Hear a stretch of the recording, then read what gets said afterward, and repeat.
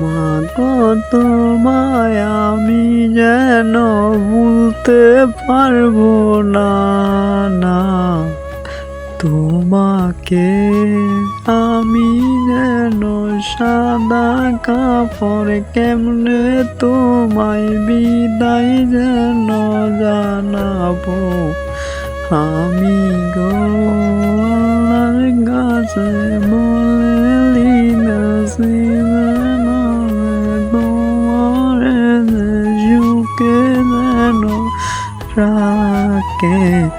আমার মতো আল্লাহ যেন